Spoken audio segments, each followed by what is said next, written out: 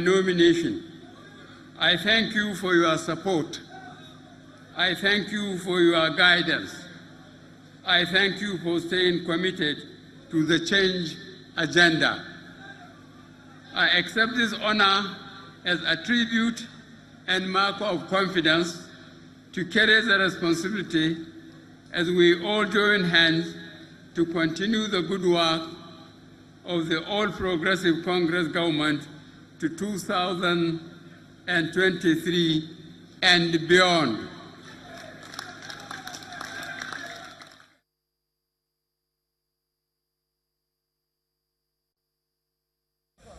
My fellow compatriots have really shown that the interest of the party and that of the people of this country is paramount and more important than our individual interests.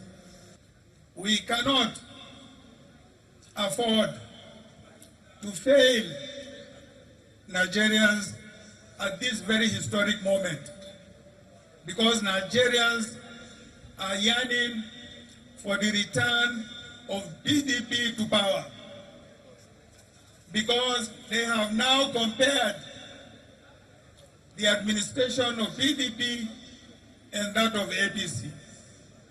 They know that under PDP, they had years of prosperity, of unity, of security, and of development.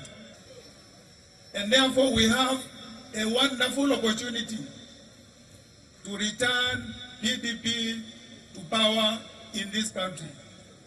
History has beckoned all of us at this point in time to make sure that the PDP is returned to power.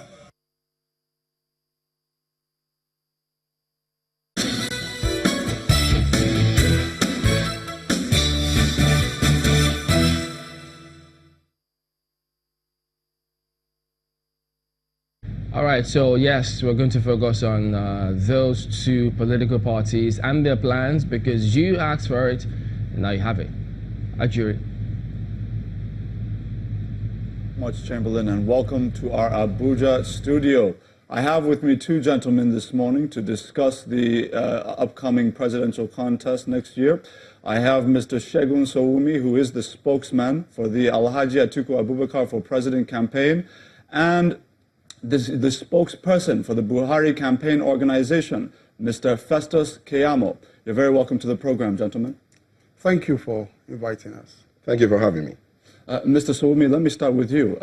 When you look at the upcoming election, and you know the issues are many, there's so many things going on in the country, so many policies and programs being forwarded by both candidates, discuss why it is that you believe Alhaji Atiku Abubakar is the man for this moment in our nation's history. Thank you very much for that beautiful question.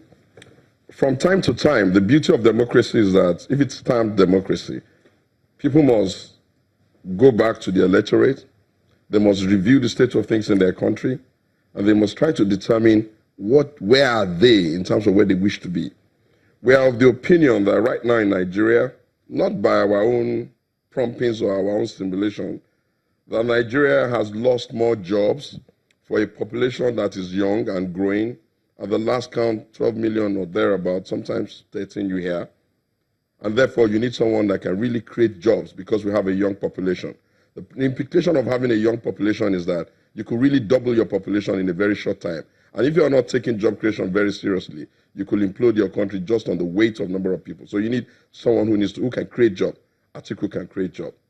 You need to look at the country and ask yourself, why is it that we're not growing at the rate that we need to be growing in terms of economic development? At best, after being in recession for a long time, we're just about 1% or thereabout growth now. And the population is growing at about 3%. So it means that we have a negative growth. The indicators from the CBN, from the World Bank, is that we could slide back into a recession if we're not careful. Why is that happening? You need to bring someone into the government who understands how to run government and open it up so that private sector dictates can then push government, and you can create good opportunity for people for private sector people to come and help you develop the company like you see all over the world. Atiku is a businessman. He's run a business well. He knows what it takes to partner with private sector. He knows what it takes to bring foreign direct investment in the country. He's done it before and he can do it again. Nigeria is very divided now. We fought a civil war some time ago, and for some reason or the other, we found ourselves in a situation where the country is just divided. We're no longer dealing with just terrorism. We're dealing with animal and farmers and herdsmen. We're dealing with kidnapping. We're dealing with a whole lot of issues that are seem to divide us, both around ethnic lines, around religious lines, and all of the lines that you can possibly imagine. You need someone who has significant buy-in from all of the sections of the country, who can pull us back together again, a Democrat who listens and takes consensus, who considers restructuring or the conversation around restructuring important enough to hold. Nigeria has major security challenges. These security challenges have been, a lot of people have tried to solve them, but somehow we've not been able to. We have the opinion that one of the reasons why we're not able to solve the GDP, the security problem in the country, is because we have not been able to find someone to manage our cross-border issues. We have about 4,000 kilometers of border. You need to find someone who can, Atiku can do that. So we believe that Atiku can get Nigeria working again. He can put food on the people's table. He can get the economy working again. We cannot be the most miserably poor people in the world and be happy with that. We need someone who's going to bring business-like discipline into the running of government. And that's why we're saying, let's get Nigeria working again. Let's put Atiku in charge. Before we get deeper into the issues, policies, and programs being put forward, I want to ask Mr. Keyamo now the same question. Why is it that President Muhammadu Buhari, as an incumbent, is the man for the moment in this country?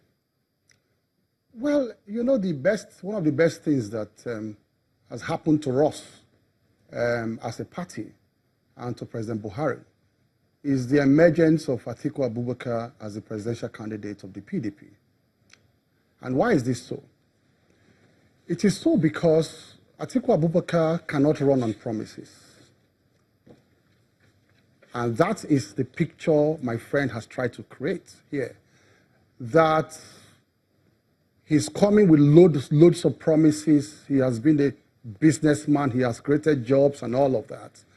And they want to ride on the emotions of the people because of the unfortunate slump in the economy due to slump in oil prices that happened in the last 3 years, from which we are pulling out of now.